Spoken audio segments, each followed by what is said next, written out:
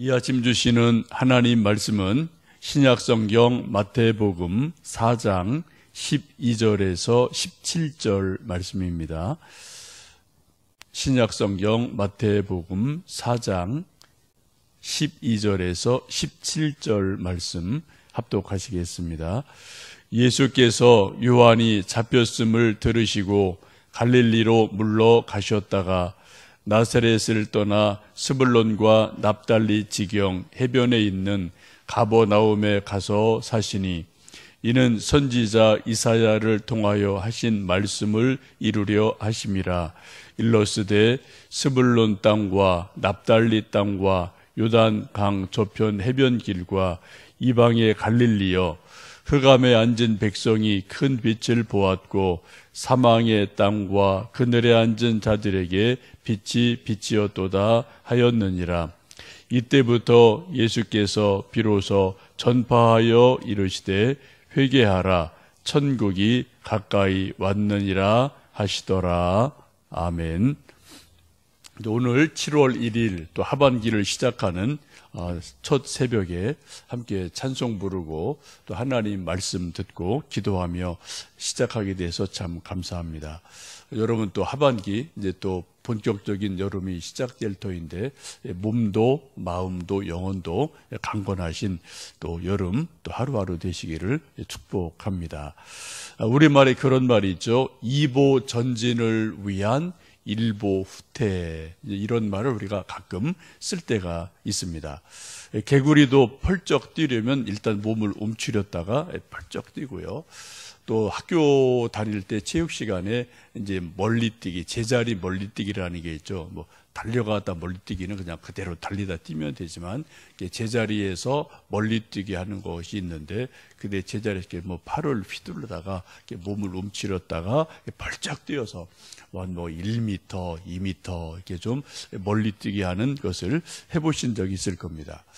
멀리뛰기 하려면은 뻣뻣하게 선대로는 요만큼밖에 못 가요. 근데 몸을 움츠렸다가 벌쩍 뛰면은 그래도 뭐 1m 정도는 뭐 청년들은 이제 뛸 수가 있는 일들이 있죠. 우리가 인생을 살다 보면 이러한 일들이 종종 있습니다. 더 큰 일을 위해 잠시 후퇴하고, 잠시 침묵하고, 잠시 사막에 가서 은둔하고, 이런 일들이 있죠. 사도 바울도 다메섹에서 예수님을 만나고 나서 바로 사역한 것이 아니라 성경 전체를 보면은 아라비아라는 광야에 가서 몇 년 동안 기도하는 시간이 있었습니다. 그 후에 이제 세계 전체를 전도하는 선교의 일을 하게 됩니다. 오늘 본문도 예수님의 삶을 보시면 잠시 더 큰 일을 위해서 잠시 후퇴하시고 은둔하시는 그러한 일이 있습니다.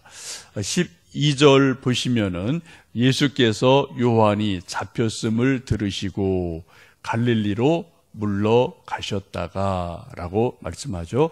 세례 요한이 헤롯 왕에게 잡혀가서 옥에 갇히게 됩니다. 전번에 한번 제가 잠깐 설교 때 살로메라는 그 이야기를 드린 그 내용입니다. 헤롯이 동생의 부인 헤로디아스를 빼앗아 이제 결혼을 하게 되니까 세례 요한이 이것은 불의한 일이다라고 공개적으로 헤롯 왕을 책망을 하게 되죠. 그랬더니 이제 왕위도에서 세례 요한을 잡아다 옥에 가두게 됩니다. 어느 날 헤롯의 생일날이 되어서 헤로디아의 딸 살로메가 춤을 추게 되고, 이 춤에 매료된 헤롯 왕이 이 살로메에게 내가 원하는 게 뭐냐, 뭐든지 주겠다, 나라 절반이라도 주겠다. 그러니까 그때 이제 이 살로메가 요구한 것이 세례 요한의 목을 주세요. 그래서 세례 요한이 참수가 돼서 그 목이 이게 좀 이제 오는 그러한 일이 성경에 있습니다. 곧 전반부죠. 아직 죽기 전에 세례 요한이 잡혀서 옥에 갇히게 되는 그 소식이 전국에 온 유대에 쫙 퍼지게 되죠. 왜요? 그 당시 세례 요한은 유대인들의 민심을 사로잡는 강력한 선지자였기 때문에 어느 날 갑자기 세례 요한이 안 보이는 건 사람이 요즘 텔레비전에 뉴스가 나지 않더라도 당시 사람들이 쭉 알 수 있는 그런 일들이 되죠. 그래서 세례 요한이 옥에 잡혀갔다. 그러니까 지금 온 나라가 지금 민심이 술렁술렁거리고 민심이 흉흉한 그런 때란 말이죠. 시기적으로. 그래서 지금 예수님께서 그런 민심이 막 흉흉할 때 그때 복음을 전하지 아니하시고 잠시 숨 고르기를 하셔요. 어디로 가십니까? 12절 말씀 보시면은 4장 12절 보시면은 갈릴리로 물러가셨다라고 말씀을 합니다. 갈릴리로 잠시 물러가셔서 숨 고르기를 하시고 약간의 시간을 기다리는 일들이 있습니다. 우리도 인생을 살다 보면 가끔 숨 고르기를 해야 될 일들이 있죠.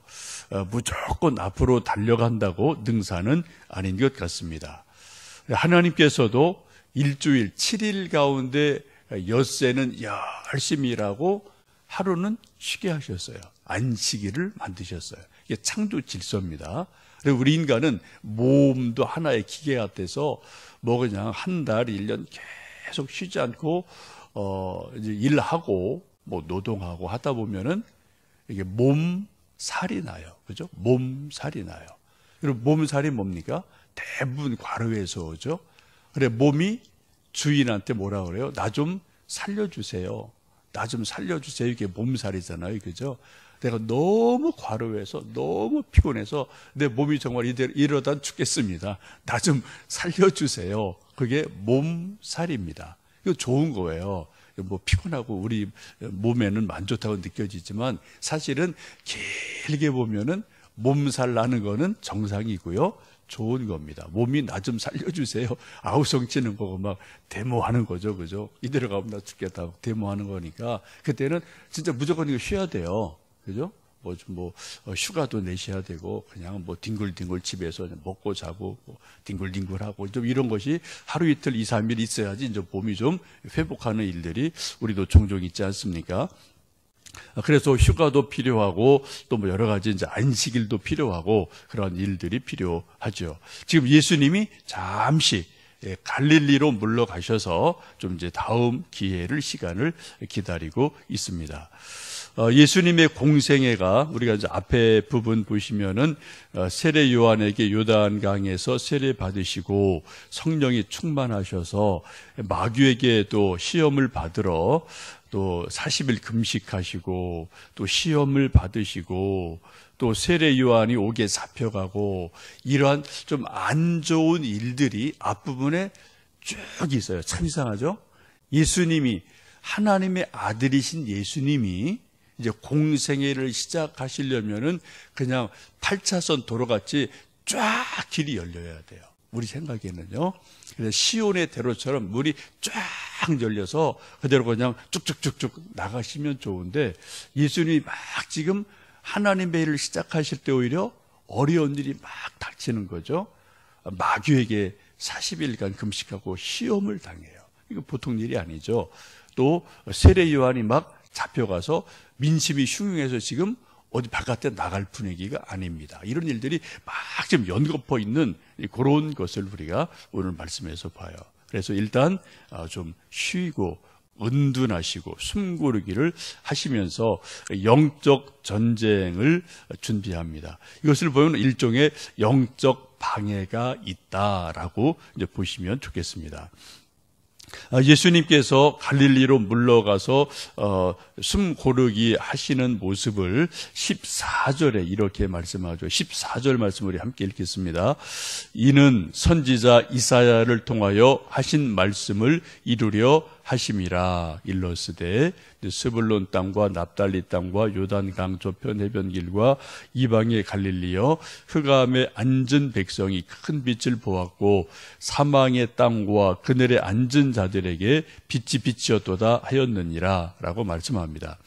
14절 이렇게 예수님이 잠시 갈릴리로 물러가신 것을 어떻다고요? 선지자 이사야를 통하여 하신 말씀을 이루려 하심이라 라고 말씀합니다. 곧 이 예수님의 이러한 모든 삶이 뭐라고요? 이미 구약 성경에 예언되어 있다라는 거예요. 이사야는 약 700년 전에 분이죠. 약 700년 전에 예수님께서 이런저런 어려운 일들이 있어서 잠시 갈릴리로 물러가 계실 것을 이사야 선지자가 미리 예언을 하였다고 말씀을 합니다. 지금 15절, 16절은 이사야 9장 1절, 2절에 있는 말씀을 그대로 인용하는 그런 말씀이죠. 여러분, 예수님의 생애를 한마디로 말씀드리면 구약의 예언이 성취된 분이 예수님이에요. 그렇죠?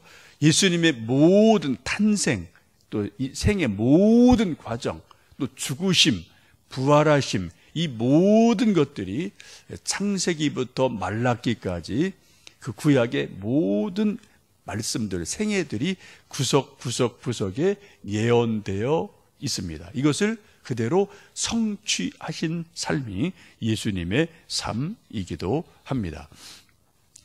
페인이라는 성서학자가 쓴 성경 예언의 백과 사전이라는 책에서는, 이분은 뭐 성경 전문가죠. 이 구약과 신약을 연구를 쭉 해보니까 구약에서 예수님에 대해서 예언하시고 신약에서 이루어진 성취된 것이 191개다라고 연구를 해서 책을 쓴 게 있어요.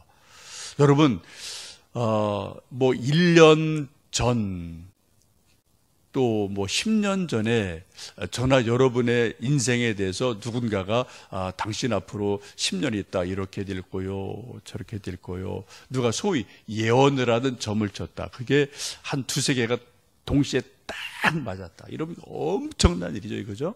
이건 뭐 엄청난 일이에요.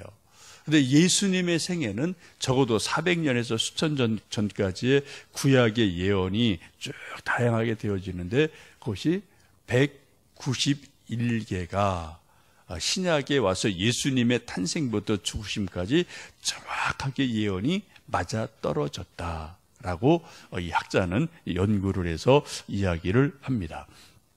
여러분, 이 말씀이 무슨 말씀입니까? 예수님의 탄생과 생애 모든 일들은 그냥 우연히 된 것이 아니다. 그냥 자연스럽게 된 것이 아니다.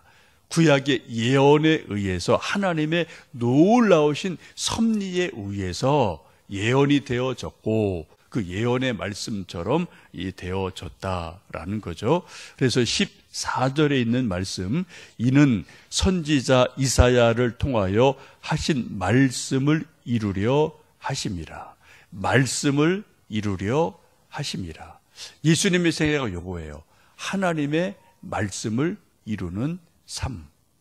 여러분, 우리 인생이 저나 여러분이나 가장 훌륭한 삶, 아름다운 삶이 무엇일까요? 세상에 많은 사람은 뭐 공부 잘하는 거, 돈 많이 버는 거, 또 유명해지는 거, 권력 갖는 거, 이게 뭐 아주 아름다운 삶, 좋은 삶이라고 말하겠죠. 그러나 성경 말씀을 보시면 우리 인생이 가장 아름답고 가장 훌륭한 삶이 무엇이냐? 말씀을 이루는 삶이에요. 곧 성경 말씀대로 살아가서 성경 말씀대로 살아봤더니 그렇게 되는 거죠. 기도응답이 돼요. 성경대로 살아갔더니 또 그런 내 인생의 변화가 있어요. 내 인격의 변화가 있어요. 내 삶의 가치관이 변화가 돼요. 그래서 하나님이 정말 살아계시는구나, 말씀대로 했더니 말씀대로 되는구나 라는 것을 우리가 알고 경험하는 삶이 우리 인생에 있어서 가장 훌륭한 삶이고 복된 삶인 줄로 압니다. 시편 1편도 뭐라고 그래요? 여호와를 경외하며 밤낮 하나님 말씀 읽고 이것을 묵상하고 그대로 살기를 즐거워하는 사람이 행복한 사람이다라고 이제 말씀을 하죠. 이제 이때부터 잠시 쉬셨다가 17절 보시면은 이때부터 이제 예수님이 비로소 전파하여 말씀하기를 회개하라 천국이 가까웠느니라라고 말씀하시면서 공생애를 시작을 하시게 됩니다. 이제 내일부터는 이제 예수님의 공생애의 구체적인 삶들이 이제 소개가 되죠. 회개하라 천국이 가까이 왔느니라. 이 말씀을 이루시기 위해서 이런저런 다양한 일들 하시는 것을 보시게 됩니다. 오늘 7월 1일 여러분 또 이른 아침 함께 오셔서 감사하고요. 달력으로는 7월 1일 이제 하반기의 시작, 그런 날이지만 우리가 영적으로 보면은 이때라는 것은 이제 시간적으로 카이로스라는 말을 말하죠. 크로노스는 일반적인 시간이고요. 카이로스 하면 특별한 시간, 의미 있는 시간, 하나님의 시간, 이런 것을 이제 카이로스라고 말하지 않습니까? 이때부터 이제 카이로스예요. 이때부터 예수님이 복음을 전파해서 비로소 전파하여 이르시기를 회개하라, 천국이 가까이 왔느니라 하십니다. 오늘도 이제 오늘부터 이때부터 또 이제 하반기가 시작되는데 또 이때부터 오늘부터 또 여러분 함께 마태복음과 함께 새벽을 시작하시고 또 여름철 건강하게 지나시고 승리하셔서 14절에 있는 말씀이 오늘 제가 볼 땐 중요한 말씀이에요. 말씀을 이루려 하심이라. 말씀을 이루는 삶. 그래서 우리가 큐티하고 성경 보고 자꾸 말씀대로 살려고 애를 쓰는 거죠. 그래서 저나 여러분이나. 그래서 이게 처음에는 좀 힘들지만 쭉 하다 보면 이렇게 말씀대로 살다 보니까 정말 마음에 평안이 있고 하나님의 도우심이 있고 하나님의 은혜가 임하고 내가 사람이 변하고 인격이 변하고 가치관이 변하고 세상이 달라지고 하는 일들이 있지 않겠습니까? 여러분 오늘도 하나님이 내게 주신 말씀, 그 말씀을 알고 말씀을 이루어가는 복된 하루 되시기를 주님의 이름으로 축복합니다. 함께 기도하겠습니다.